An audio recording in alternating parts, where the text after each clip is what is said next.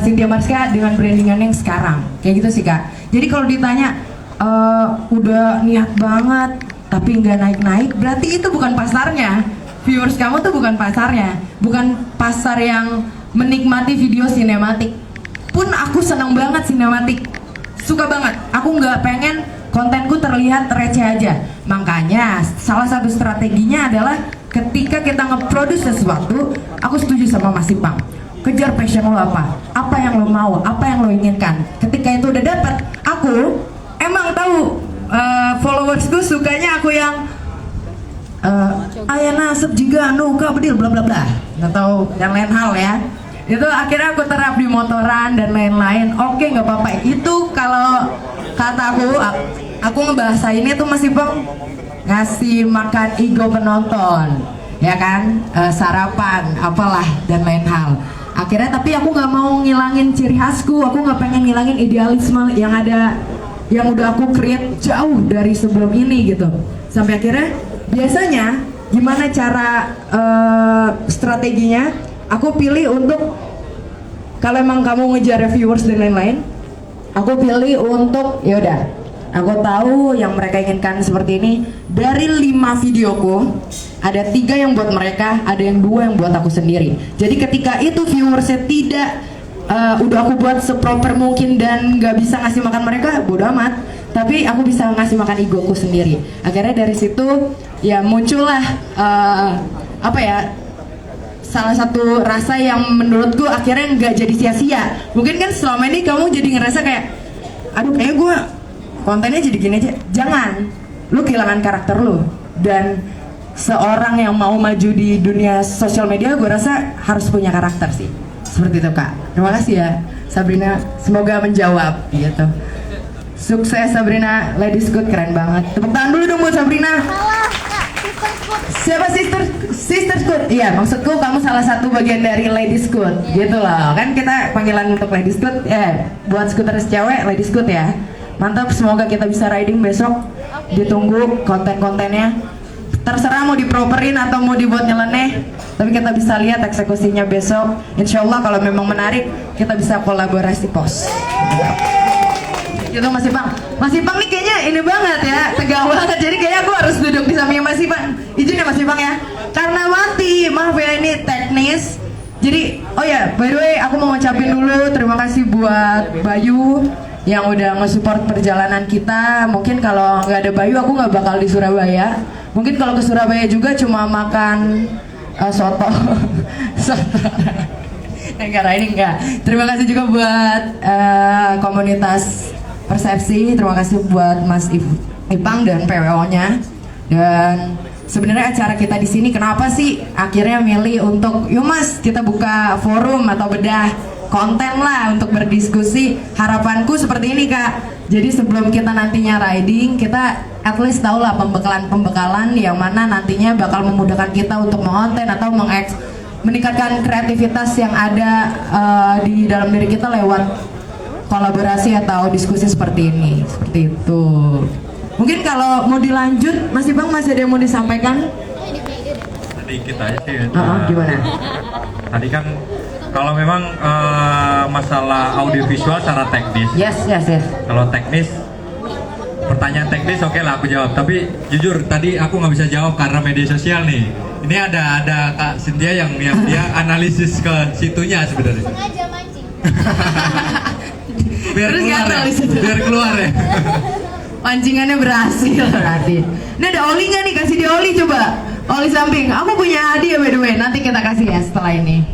Aku bawa. Jadi kalau lagi riding Mas Ipang, aku tuh suka bawa oli samping sama tempatnya buat ya merchandise lah, oleh-oleh. Karena ini pasti kepake insya Allah. Lanjut Mas Ipang, aku tuh tertarik loh, tadi ada editor thinking. Iya. Aku nggak tahu penyebutannya apa, tapi dari semenjak aku, by the way aku cerita sedikit Mas Ipang, kalau soal konten aku udah konten dari mungkin dari zaman SMP ya. Berangkat dari keresahanku, bukan keresahanku sih, aku tuh suka banget membagikan atau menjadi happy virus buat orang-orang di sekitarku. Dan akhirnya kayaknya kalau happy virusnya ini berhenti cuma di saat ini aja nggak menarik nih. Aku pengen yang lebih bisa dinikmati ya, nextnya tuh bisa aku tetap nikmati bahkan sampai ya anakku nanti gitu. Makanya aku coba untuk mengabadikan setiap momen. Sebenarnya berangkat dari itu akhirnya terbiasa untuk nge-create konten. Nah dari situ kebiasaan saking bukan idealis ya, maksudnya saking biasa apa-apa sendiri, dari editor, dari storyline, dari sendiri VO dan segala macamnya, eksekusi dan posting, akhirnya kebentuklah aku yang sekarang. Dan aku baru tahu istilah editor thinking ya, editorial thinking. Ini jadi salah satu yang menarik karena menurutku basic needs yang harus para konten kreator punya tuh yaitu yang pertama ada tools, ada gear, yang kedua ada storyline, yang ketiga ini ada basic needs ya, yang tiga tuh ya bisa editorial thinking ini perlu ya, produksi. Oke, outputnya bakalan jadi konten gitu ya kan, atau platform. Yang ketiga ini ada platform. Nah, yang jadi menarik mungkin kan teman-teman di sini ini kan pembekalan juga ya buat kita nanti besok melakukan riding, dan kita mau nge-create sesuatu yang gak gitu-gitu aja gitu. Yang gak gitu-gitu aja nih apa? Biasanya kalau di Jakarta aku setiap minggu kayak ya udah gitu-gitu aja, karena emang mungkin karena temanku semuanya berkonten pria kali ya, akhirnya punya repetisi yang udah nih, udah tahu arahnya kemana. Makanya di sini ngadain pembekalan, harapannya di Surabaya dengan orang yang berbeda, dengan kreativitas yang berbeda. Aku pengen lihat konten-konten yang dihasilkan seperti apa. Selain itu hal yang kesekian lah, hal yang pertamanya emang pengen ngejalin silaturahmi antar skuteris kayak gitu Mas Ipang. Gitu. Nah kalau dari Mas Ipang sendiri kita bedah deh lah ya. Ini mungkin bisa jadi diskusi juga. Kita kan lagi ngomongin vlog atau konten ya, short konten ya, short, dibilang short movie juga enggak. Oh, lebih ke konten sih. Ya konten lah ya, let's say kita nge-create sebuah konten. Kalau menurut Ipang, Bang Ipang, hal yang paling utama untuk nge-create sebuah konten yang outputnya audio visual. Kalau paling pertama sih jujur karena aku di produk audiovisual ini cukup lama juga ya Kak. Jadi kita sharing sedikit lah soal bagaimana aku terjebak di bidang itu ya. Maksudnya dari 2009, dari SMA sampai hari ini. Titik yang saya temukan tuh gini.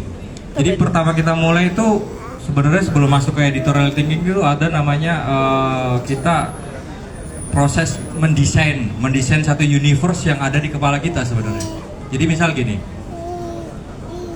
kita tuh secara otomatis akan berpikir scene pertama itu apa yang kita lakukan paling pertama, gitu kan. Nah, coba kita kita putar bahwa kita meng-create satu gambaran audiovisual langsung ke final image atau kebuka dari situ. Jadi kalau awalnya ternyata tuh kita tuh sadar nggak sadar kita dengan sengaja meng-create satu universe di frame. Kalau layar seperti ini kan framenya kecil ya, coba viewfinder kita intip gitu. Jadi dunia yang kita ciptakan itu cuma sekecil itu, tapi di dalamnya ada aspek yang begitu banyak. Ada artistik, ada human di situ, mungkin ada animal yang dia berjalan gitu kan. Itu satu frame. Makanya direktur Akira Kurosawa Jepang dia bilang bahwa satu cerita yang kita create itu nggak melulu di dalam frame, itu bisa di luar frame. Artinya gini, aku lagi ngobrol sama Kak Cynthia di sini, tapi ada frame terkecil, ada yang ngintip di sebelah rumah, ada yang ngedit di sana, dan itu nggak tahu, penonton tuh nggak tahu. Makanya ada frame yang ngintip di sana. Itu kan gini, penonton tuh paling suka secara psikologis ya kayak, paling suka tuh dia mengintip, diajak mengintip. Boleh pinjam satu kamera deh. Kayak Lambe Tura gitu maksudnya. Enggak, iya seperti itulah. Lambe Tura salah satu. Iya. Pak itu loh, Panovi loh, mengintip kehidupan entertainment. Iya. Kerja ngintip, ngepoin lo, kepo lo gitu. Makanya rame. Ini bener, saya psikologis. Oke. Yang saya pegang ini kan, ya sebut saja equipment lah. ini yang bisa nge-capture nih. Tapi sebenarnya tugasnya dia ini, dia kalau secara mainstream dia kan bisa merecord, nggak bisa ngedit dong, bener nggak? Dia hanya bisa merecord. Tapi secara psikologis penonton tuh kita bawa di dalam sini. Saya nggak percaya loh ya. Ini yang nggak ada di akademisi menurut saya. Aku analisa dari 3 tahun belakang inilah Kak. Jadi mau nggak mau penonton kita masuk ke Vivander sini, kita intip. Nah, bagaimana penonton nyaman kalau kita nggak bisa memposisikan diri kita menjadi penonton? Makanya seorang direktur fotografi, aku dikasih kesempatan ngedirect film ya, aku ngomong gini, Pak Dipi, Mas Dipi, aku nggak mau ya mata dan jiwamu tuh yang ngopret kamera ini, biarkan penonton yang ngopret ini. Artinya apa? Sekarang psikologis penonton tuh suka mengintip.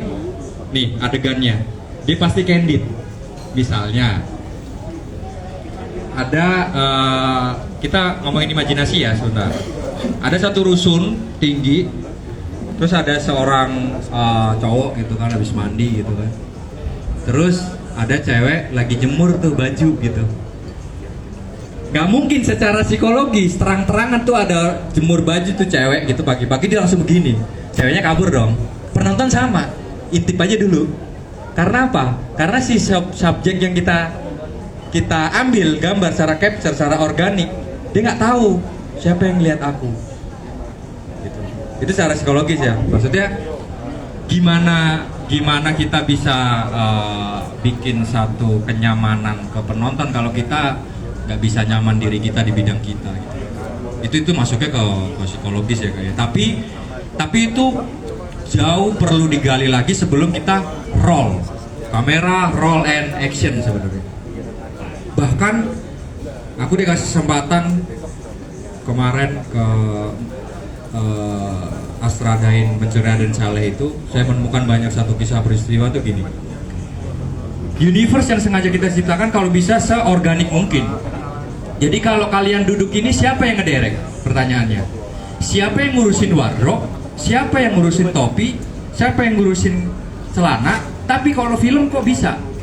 Kamu masuk sini ini nanti naik motor warnanya motor ini, bensinnya lu isi segini gitu kan.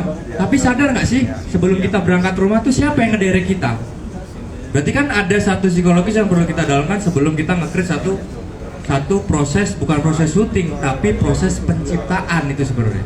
Karena dia lahir dari proses nol, dari ide. Makanya ide itu butuh inkubasi. Tenangin diri dulu nih, gue mau bikin apa? Oh vlog, target gue kemana? Kamera yang aku gunakan apa? Penonton kalau lagi ke vlog di motor, tak guncang kameranya nyaman gak sih? Tuker aja posisi. Kamu naik motor, kamu lihat kamera, terus kamu jadi penonton, kan gak akan nyaman. Nah itu kan perlu ada satu mirroring psikologis di situ. Itu sih paling dari aku ya kayak mungkin awalan sebelum kita proses penciptaan. Karena proses penciptaan nggak ada yang namanya instan, nggak ada yang namanya menurut saya ya, menurut subjektifnya saya ya, karena saya bahasa-bahasa yang saya gunakan bukan bahasa akademisi gitu. Saya bahasa-bahasa ilmu terapan yang kadang saya sampaikan di satu workshop. Jadi kita lupakan dulu satu equipment, kita lupakan apa itu subjeknya, kita lupakan apa itu namanya bentuk produk produksi seperti apalah, kecil atau besar, atau mungkin effort yang dipakai besar dan enggak, atau misalnya bahasanya ecek-ecek atau produksi yang biasa aja, kita lupakan itu dulu. Tapi bagaimana kita sampai hari ini tuh sebenarnya kita mau nge-create apa sih? Disuruh nge-create apa sebenarnya? Karena saya pernah satu momen ketemu satu direktur sama Fajar Nugros di film Baradaisa, saya nanya ini. Kalau seorang penulis nih ya kak ya, ini sebagai penutup habis itu Q&A lah. Saya nanya gini, Pak, kalau Bapak yakin Bapak 100% yang nulis, terus 100% itu apakah Bapak bisa menjamin ketika tulisan itu sudah dia nggak bisa jawab. Karena apa? Karena dari proses penciptaan itu dia nggak bisa ngomongin 100% bahwa ini keluar dari aku, nggak bisa. Nah kan, akunya itu ditanyakan, yakin kamu? Nah ketika bisa nulis kan proses, kita recall dulu tuh sebelumnya tuh dari SMA, kita menemukan bahasa dinding kita tahu gitu. Nah makanya kenapa kita dengan sengaja diajarkan ketika mata kita dibuka ini satu jadi kamera dong. POV-nya point of view-nya Ipang lihat kakak siapa? Sasa. Sasa. Ipang lihat Sasa. Ini tulisannya ya. Ipang lihat Sasa. Berarti penonton lagi medium shot, Ipang lihat Sasa. Ada di satu pertama. Terus ada tulisan gini. POV Ipang lihat Sasa. Berarti kameranya ditaruh di depannya Ipang, ngelihat langsung ke Sasa. POV, point of view. Point of view, ya kan? Atau ada kalimat yang ketiga, kita melihat Ipang melihat Sasa. Kita berarti ada wide shot dari atas tuh melihat secara candid, nggak secara frontal begini, ada candid. Nah itu kan bahasa-bahasa yang perlu ketika kita mulai proses penciptaan ini kan kita tanya penonton tuh nyamannya seperti apa sih? Tuh. Itu sih kalau dari saya. Oke, jadi penonton, jadi kita harus tahu ya penonton tuh maunya yang kayak gimana sih. Makanya aku tuh menarik kalau ngeliat ngebahas ini kayak Pang. Jadi ini juga fenomena di TikTok ya. Yeah. Mungkin kalau dikaitkan sama di sosial media, ini fenomena, salah satu fenomena di TikTok yang mana konten-konten dari fancam itu algoritmanya subhanallah gitu. Besar sekali. Mungkin karena yang tadi masih Bang jelasin. Ini tuh yang emang angle-angle yang pengen dilihat penonton gitu. Yang akhirnya jadi ya kalau kita tarik ke belakang lagi emang relate sama apa yang penonton inginkan kayak gitu. Oke, aku setuju apa yang masih Bang bilang. Nah, mungkin kan kalau kita udah tahu seperti apa pengambilan shoot yang enak, seperti apa yang diinginkan penonton lihat, nextnya kan adalah eksekusi. Yes, produksinya ya. Iya, produksi nih. Mungkin ada beberapa, kalau di film kan pasti banyak tuh ya A, I, U, E, O-nya. Cuma alhamdulillahnya ketika terjun di dunia content creator, ini dipersingkat. Yes. Semua diringkas. Makanya timbullah muncul segala sesuatu yang serba instan. Yes. Tadi sama Kak Sabrina ya, pertanyaannya kasih Sabrina nyambung ke sana. Nah, mungkin kalau sudah itu bisa dilanjutin. Kalau dari aku, dari segi content creator, jelas itu yang aku pikirkan pertama. Yang kedua adalah aku harus punya pikiran nanti Sunmori-nya golden scene-nya apa ya, gitu. Sedangkan kita nggak bisa nebak nanti apa yang terjadi di jalan tuh kita nggak tahu. Tapi at least aku udah punya, oh kayaknya aku mau konten sama sister apa Kak? Sister Scoot. Ya, mungkin jadi salah satu golden scene-ku bareng mereka nih. Aku pengen nge-highlight Lady Scoot yang ada di Surabaya, kayak gitu mas. Sampai akhirnya kalau kita udah nge-create suatu storyline atau peluru-peluru yang penting, itu kita keep. Yes. Barulah ke editorial thinking. Editorial thinking, ya, itu. Nah, yang menariknya lagi kalau masih Pang dari dunia film itu editorial thinking pasti step yang keberapa? Wah itu jauh kan? Jauh banget kan? Jauh banget. Tapi kalau di dunia content creator menurutku editorial thinking itu awalan mas. Menurutku awalan. Setelah aku tahu storyline, sikat. Aku mau shootku, aku mau sinematik. Shootku pertama Vespa parkir, terus aku jalan, aku masuk cut to cut, starter, gas, wide shot lagi. Itu udah ada di kepala aku tuh, udah muter. Kalau aku yang sekarang gitu. Tapi kan permasalahannya mungkin ada teman-teman di sini juga yang baru ikut terjun atau baru kayak gue pengen deh buat konten yang seperti itu. Tapi belum tahu caranya gimana, gitu kan.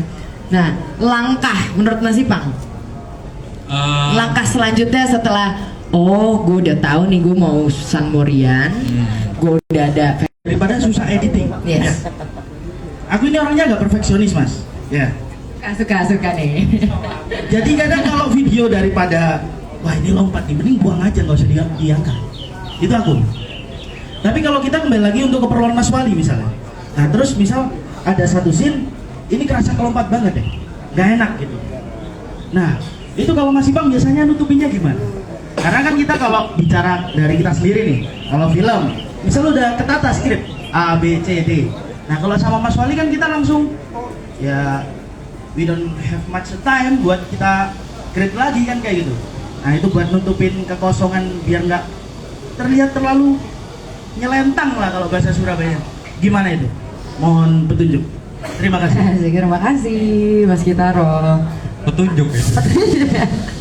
Mau langsung dijawab Ya, Mas Ivan. kalau menurut aku tuh ada namanya proses atau plot ya. Deus ex machina. Bagaimana tangan Tuhan bekerja. Jadi gini. Ini hanya bahasa Yunani yang diterapkan di filmmaking ya. Artinya gini, itu pintu darurat editor ketika tambalan shot nggak ada. Dengan apa? Dengan insert. Setuju. Ya, jadi aku yang menjawab ini film, Kak Sintia mungkin akan menjawab porsi yang konten nih gitu. Kalau saya, Mas, gimana nih? Itu kan berarti ada satu peristiwa yang terputus bahasanya. Gimana cara biar nggak terlalu jangkat banget dan jawabannya jeglek kan loh Mas.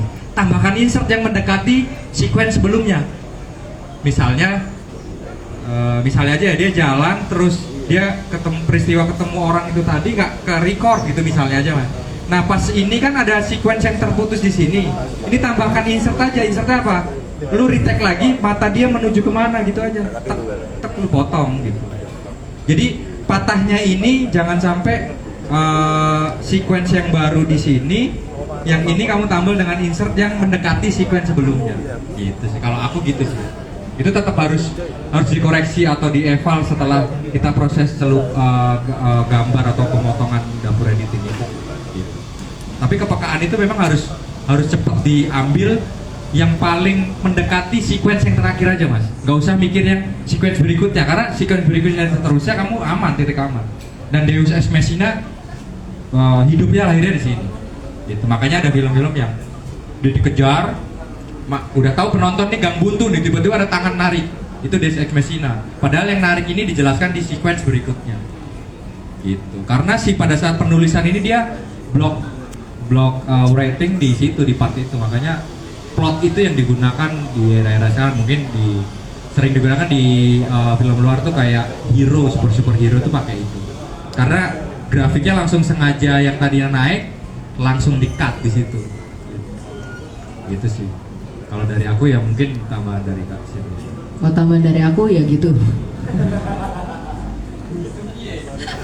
Kalau dari aku sebagai kita mungkin punya perbedaan ini Mas, pakem. Kalau Mas kan pengennya udahlah shoot ini nggak penting, nggak usah di shoot gitu kan, gitu ya. Oh karena gak ada waktu.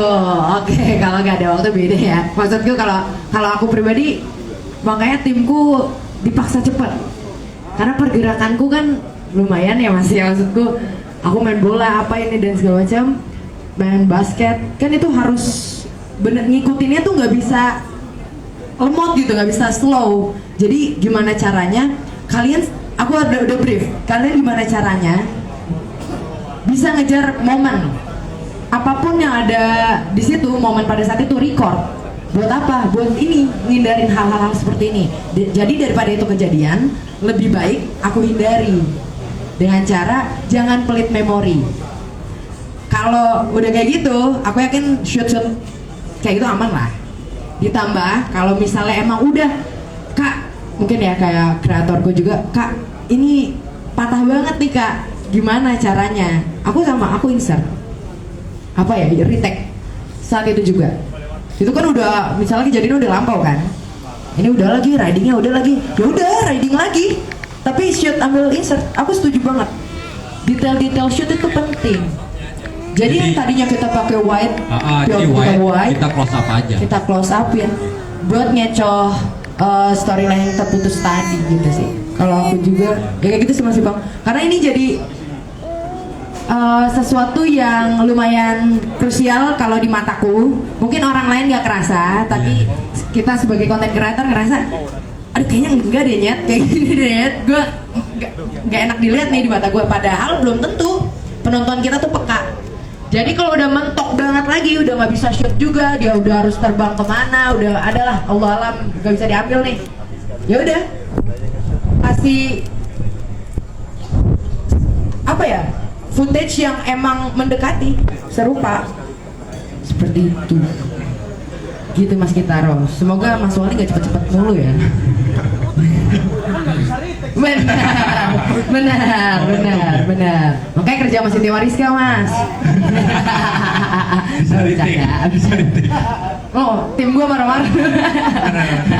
Nggak bercanda. Tadi Kita gini, masih bareng. aku tambahin dikit Nah. menarik tadi.